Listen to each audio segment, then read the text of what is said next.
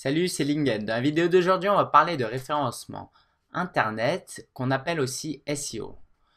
Je vais vraiment essayer de t'expliquer de manière simple en quoi cela consiste. Donc ne t'inquiète pas si tu ne sais pas du tout de quoi on va parler. Donc dans la vidéo d'aujourd'hui, on va commencer par donner une définition de ce qu'est le SEO. Puis on verra ce qu'est le SEO sur site, ce qu'on peut faire en termes de SEO sur notre propre site et le SEO hors site, ce qu'on peut faire ailleurs sur le web. Et en guise de conclusion, pour récapituler un petit peu, on va voir les avantages et les inconvénients de cette technique. Alors, définition de ce terme. L'optimisation pour les moteurs de recherche, ou SEO, donc en anglais SEO ça donne Search Engine Optimization. Donc le SEO est un ensemble de techniques qui permet de positionner au mieux un site internet dans les résultats organiques des moteurs de recherche pour des mots-clés définis. L'objectif, c'est de recevoir du trafic ciblé et de manière durable. Si ça ne te dit rien, tu peux cliquer sur pause et relire cela, mais on va passer par une petite illustration, ne t'inquiète pas. Nous sommes ici sur Google. J'ai tapé la recherche location de limousine Strasbourg et il y a des résultats, il y a 10 résultats sur la première page. Et là, on peut se poser la question, comment se fait-il que la Royal Cars est classée en première position et FCLS ici est en quatrième position. Donc ça va être ça l'objet de cette vidéo, de comprendre pourquoi il y a une telle différence de classement et comment on peut faire pour être classé le mieux possible. Parce qu'il faut savoir une chose, c'est que les 3 premiers résultats obtiennent 70% des clics. Donc ça sert à rien d'être sur la deuxième, troisième page et même sur la première page en 10e position, c'est vraiment pas terrible. Le but c'est vraiment de viser les 3 premières positions. Donc on va voir le SEO sur site. Le SEO sur site, ça comprend principalement 4 domaines. Le contenu du site, le code, l'URL, les méta et tags. On va voir un peu plus en détail chacun des points suivants. Donc le contenu, il faut savoir une chose, Google il référence le contenu. Google ne référence pas le design de ton site, ne référence pas le fait que ton site soit cool, que tu aies un style de vente très aguicheur. Ce qui recherche avant tout, c'est le contenu. Alors bien sûr, c'est lié, le design, le style de la formulation de tes pages est très important. Mais ce qui compte le plus, c'est donc le contenu. Et par contenu, on entend principalement le contenu texte. Google commence à référencer un peu les vidéos, à comprendre un peu ce que sont les vidéos. Les images, il y a des petites méthodes pour les référencer. L'audio, pas du tout, par ma connaissance. Mais ce qui compte vraiment pour le moment, pour Google, c'est le contenu texte. Non seulement il faut du contenu de manière quantitative, mais il faut aussi du contenu de qualité. Donc il faut utiliser des mots-clés. Les mots-clés, ce sont des mots que tu veux, pour lesquels tu veux être classé. Par exemple, dans le cas de limousine, la location de limousine, tout à l'heure, si tu as une société qui loue des limousines à Strasbourg, les mots-clés que tu vas cibler vont être location, limousine, Strasbourg. Donc pour ces mots-clés-là, pour ces requêtes-là, pour ces recherches-là, ton objectif, ce sera d'être classé en première position. Alors on va voir plus concrètement. Prenons l'exemple de Plomberie Paris. Plomberie Paris, donc a un texte ici en page d'accueil d'environ 700-800 mots. Donc c'est bien, il y a du contenu, mais on va voir s'il y a des mots-clés. Donc ici, on va chercher le mot plomberie. Et on voit que sur ce site, il y a 18 fois, sur cette page, 18 fois la mention du mot plomberie. Et c'est très important. Comment faire savoir à Google que ton site traite de plomberie si tu n'emploies jamais le mot plomberie sur ton site? Voilà, c'est aussi trivial que cela. Donc là, par exemple, il y a plusieurs fois le mot plomberie. Il faut faire attention, il ne faut pas le mettre trop de fois non plus. Sinon, Google va avoir des doutes sur ton site. Donc voilà, il y a le mot plomberie et ici, il faut le mot Paris parce que voilà, c'est une entreprise qui travaille à Paris. Donc ici, on voit plusieurs fois le mot Paris. Voilà, ça, c'était l'utilisation des mots clés. Le contenu dupliqué, c'est quelque chose dont il faut faire vraiment attention. Il faut pas copier du contenu que tu trouves sur d'autres sites. Par exemple, tu peux pas aller sur Wikipédia, faire un copier-coller de tout un paragraphe et le coller sur ton site en te disant, bah voilà, Google il va être content parce que tu as du contenu. Non, Google se rendra compte que ce contenu qu'il trouve sur ton site, il existe sur d'autres sites aussi. Et non seulement ton contenu dupliqué va rien t'apporter, mais au contraire, Google peut te punir s'il estime que tu voles du contenu d'ailleurs. Et ce contenu dupliqué, il peut être aussi dupliqué au sein même de ton site. Si tu as un site où tu as 3-4 pages qui reprend le même paragraphe, et ben Google va avoir tendance à ne pas bien classer tes pages parce qu'il va se dire, bah voilà, cette personne, elle est pas, ceci n'est pas très sérieux, il reprend du contenu comme pour remplir des pages et des pages alors que ça n'apporte rien de neuf. Donc ça, c'est très important au niveau du contenu. Il y a beaucoup d'autres aspects concernant le contenu, mais qu'on ne pourra pas traiter en détail dans cette vidéo. On va passer maintenant au code. Alors moi, très clairement, je ne suis pas programmeur. J'ai une formation en marketing et économie surtout. Donc je ne connais rien à cela, mais le peu de choses que je sais, je vais vous le dire. Il faut une bonne hiérarchisation du site. C'est-à-dire que le site, comme une maison, doit être bien construit. C'est-à-dire que les fondements doivent être bien faits.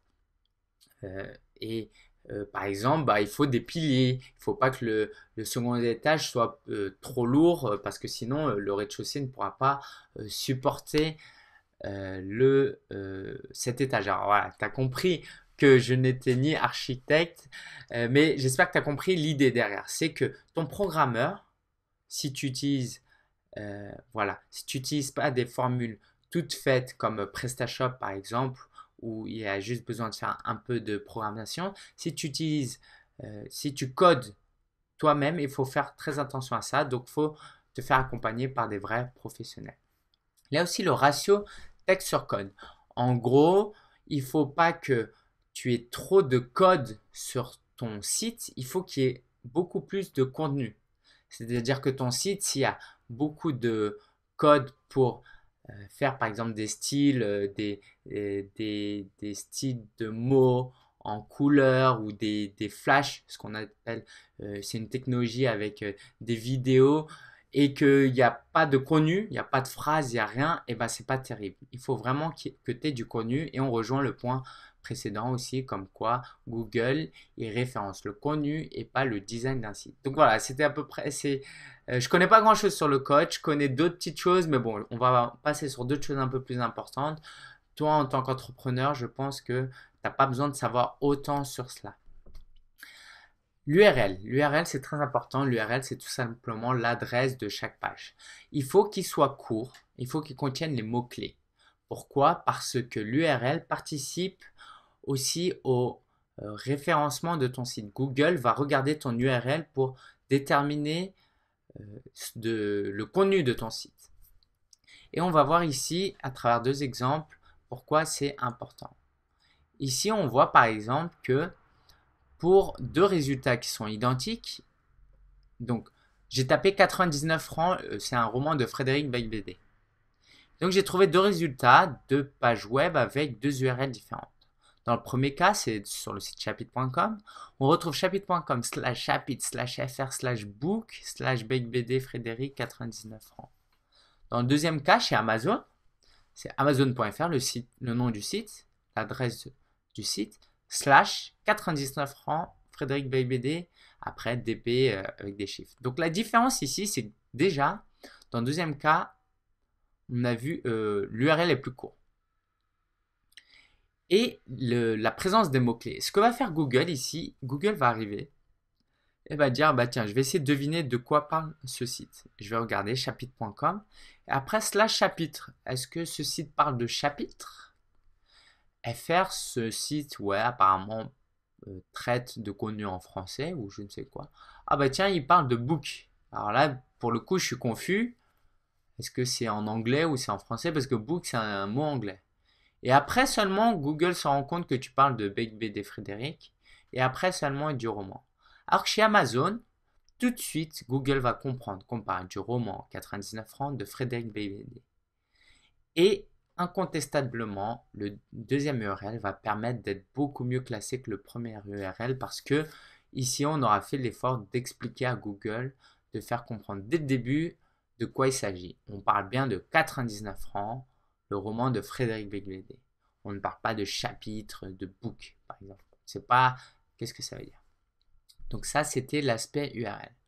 On va passer un petit moment à expliquer ce que sont les méta et les tags. Ici, ça devient un peu technique, mais ce sera, même si tu n'es pas codeur, même si tu ne programmes pas, il faudra qu'en tant qu'entrepreneur et web marketeur, tu aies des connaissances à ce niveau-là. En gros, Google analyse non seulement le contenu comme ce que voit l'œil humain quand toi tu consultes un site, mais il essaye de comprendre des éléments que tu lui indiques à travers des codes. Donc ici, il y a 3 éléments importants, le title tag, la métadescription et les alt tags. On va voir tout de suite une illustration de ce que tout cela représente, sinon ça va être dur à expliquer. Donc on va aller par exemple sur Plomberie Paris.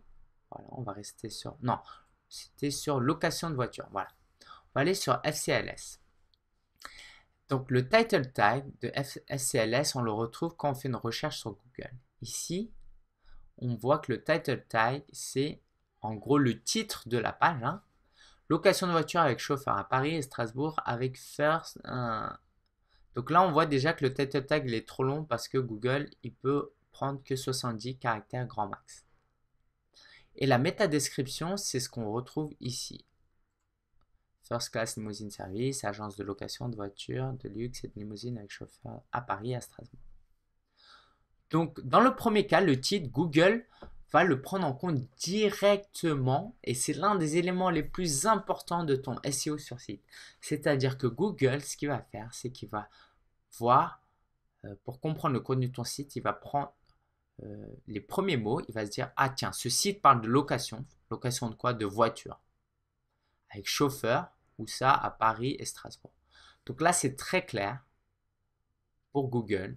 Ce site traite de location de voiture avec chauffeur. Donc voilà. Et ça influe directement. C'est un signal fort pour Google pour lui dire que voilà, mon site, il parle de ça. Donc, il faut que tu le prennes en compte. Et la métadescription, ça n'impacte pas directement le référencement de ton site, mais c'est quand même un point important parce que ça incite au clic. Là, First Class, voilà, il y a une petite description. Et si elle est bien faite, ça me donne envie de cliquer dessus. Aussi, quand vous likez une page, on verra ça dans une prochaine vidéo sur les réseaux sociaux, et ben ça va apparaître, cette information-là va apparaître sur Facebook, sur Google+. Et enfin, donc on avait parlé de alt tag. Le alt tag, c'est, alors on va voir ça ici. Le alt tag, c'est un système qui dit à Google, voilà, moi mon image elle traite de ça. Donc là, si on pose son curseur ici, on voit ici plomberie.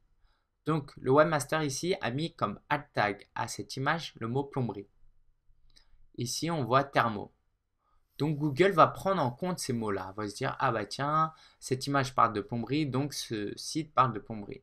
Cette page parle de thermo, cette image parle de thermo, donc ce site parle de thermo. Donc voilà, ça c'est vraiment des choses à optimiser, des choses très importantes. Ces 3 éléments, title tag, métadescription et alt tag. Passons maintenant au SEO hors site. Alors le SEO hors site, comme on le dit, la monnaie du web, ce sont les liens. En gros, ça c'est vraiment un aspect très important. Un site internet, plus elle reçoit de liens entrants, plus il y a d'autres sites qui parlent de ton site, plus Google va lui donner de l'autorité, va lui donner une importance. En gros, ce sont comme des votes. Google, de manière très simple, se dit, bah tiens, si ce site-là reçoit des liens de partout, tout le monde parle de ce site, bah forcément, c'est que ce site a un intérêt. Ce site a un intérêt, donc c'est un site de qualité.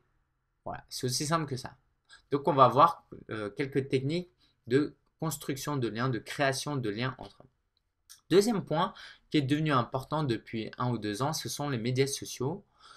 En gros, plus tu es présent sur les médias sociaux, plus ça va aider ton référencement Internet, mais on ne va pas rentrer en détail sur ce point parce qu'il y a une vidéo dédiée aux médias sociaux que tu recevras donc par email. Donc on va s'attarder sur les constructions de liens. Les constructions de liens, il y a diverses techniques. On va en voir ici 3-4. Tout d'abord, il faut savoir qu'un lien entrant, les liens entrants, il y a l'aspect qualitatif et quantitatif. Plus tu as de liens, mieux c'est. Mais il faut aussi que tu aies des liens de qualité. Si toi, tu as un site qui parle de lait, voilà, tu vends du lait dans ta localité, et ben si tu as des sites qui parlent de la même thématique, qui mettent un lien vers toi, ces liens-là auront plus de valeur que si c'est un lien qui vient d'un site de construction de voitures. Voilà. Parce que Google va faire la connexion. Si ton site reçoit plein de liens provenant d'une thématique, eh ben, ton site aussi traite de cette thématique. Ça paraît logique. Donc, la technique de base la plus simple et qui est de moins en moins efficace, mais bon, on va quand même en parler, c'est les annuaires et les communiqués de presse. En gros, il y a des sites internet sur lesquels tu peux publier des descriptions concernant ton site. On va en voir rapidement deux. Il y a par exemple le site indexweb.info. Le principe est simple, tu t'inscris, tu mets une description de ton site, une description unique et non dupliquée, tu le soumets à cet annuaire. Donc eux vont référencer ton annonce et vont mettre un lien vers ton site web à toi. Donc ça te fera un ou plusieurs liens. MeWim, c'est un site de communiqué de presse, même principe. Le but, c'est d'obtenir des liens. Donc ça, c'est vraiment la base. Mais ça n'aide pas grand-chose si on n'a que ça. Une des techniques, ce sont les articles sponsorisés. Les articles sponsorisés, on va voir ici. Donc sur le blog Such a Blog, l'entreprise, le restaurant Le Grand B a payé ce blog pour avoir un lien vers son site. Donc cet article parle du restaurant avec des belles photos. Et à la fin, il y a un petit lien qui redirige vers le site du restaurant. Donc ça, il faut payer des blogueurs pour avoir ce genre de lien. Et enfin, alors, je me suis égaré. Donc voilà, on est ici. Ce sont les articles invités, mais ça, encore une fois, on n'en parlera pas très rapidement. Il s'agit d'écrire pour d'autres blogs gratuitement et donc ces blogs-là nous donneront des liens. Mais au-delà de tout cela, l'idée, c'est vraiment d'avoir un site de qualité. Alors, c'est là que se joue, par exemple, le beau design que tu rêverais d'avoir. Si tu as un bon design, si tu as un site qui donne confiance, avec du contenu de qualité, des articles de qualité, des articles de blog, on verra le blogging plus tard, si tu offres des prix intéressants, tout ça va donner envie aux autres de mettre des liens vers toi, de parler de toi. Donc ça, c'est vraiment le plus important. Si tu peux faire ça, tout le reste est beaucoup moins important parce que de manière naturelle, tu vas produire un contenu de qualité, des produits de qualité et là, tout le monde va créer des liens vers toi et tu vas avoir des centaines, des milliers de liens et là, Google va vraiment aimer cela. Donc les techniques dont on parlait sont importantes, surtout au début, mais il faut garder en tête le but qu'il faut plaire aux visiteurs, il faut plaire aux lecteurs. Si tu réussis à faire ça, tu vas avoir de manière naturelle, et ce sont là les meilleurs liens, de manière naturelle, tu vas avoir beaucoup de liens qui vont te permettre d'être bien classé. Alors, on va parler maintenant des avantages et des inconvénients pour conclure. Les avantages, c'est que c'est du trafic gratuit, vu que ça vient de Google. Aussi, c'est un trafic ciblé. Ça ne sert à rien d'avoir beaucoup de personnes, de visiteurs qui viennent sur ton site si ce n'est pas du trafic ciblé. Si tu vends du lait, tu n'as pas envie qu'il y ait des gens qui cherchent des sodas qui viennent sur ton site parce que ça ne t'intéresse pas. Les inconvénients, c'est que ça prend du temps. C'est-à-dire que même si tu as tout bien fait, Google au début ne te fait pas trop confiance. Donc, ce qu'il va faire, c'est qu'il va mettre du temps à prendre en compte ton site. Donc, tu vas peut-être mettre 6 mois avant d'être classé sur la première page en fonction de de la concurrence de ton secteur. Et aussi, l'algorithme, il change. Google a un algorithme, a une manière de calculer l'autorité, la pertinence d'un site. Et ça peut changer. Ça peut changer. Donc, si aujourd'hui, tu utilises une technique en particulier, eh ben, il se peut que dans 5 ans ou même dans 6 mois, ce ne soit plus valable. Et c'est pour ça qu'on en revient encore au point précédent, c'est qu'il faut créer du contenu de qualité. Il ne faut pas essayer d'utiliser des techniques un peu tordues parce que ce qui existe, c'est donc le SEO, il y a du white hat SEO, du SEO chapeau blanc et du black hat SEO chapeau noir. Donc en gros, c'est les gentils, les chevaliers blancs gentils et les méchants. Donc il faut utiliser des méthodes de white hat. Ce sont les meilleures méthodes qui, en produisant du contenu de qualité, bah, ton contenu va être référencé de manière pérenne. Si tu utilises des techniques tordues, si Google s'en rend compte, tout d'abord, il peut te punir. Même s'il s'en rend pas compte, si un jour il change son algorithme, bah, tu va plus avoir beaucoup de trafic. Donc c'est important de fournir du contenu de qualité pour ne pas avoir ce genre de problème. J'espère que tout cela t'a aidé. Laisse tes questions en commentaire. Je suis sûr que tu en as plein. C'est un thème très complexe, mais très très important dans le monde du web aujourd'hui. Donc j'espère que cette vidéo t'a plu et je te dis bye bye. À demain. Ciao, ciao.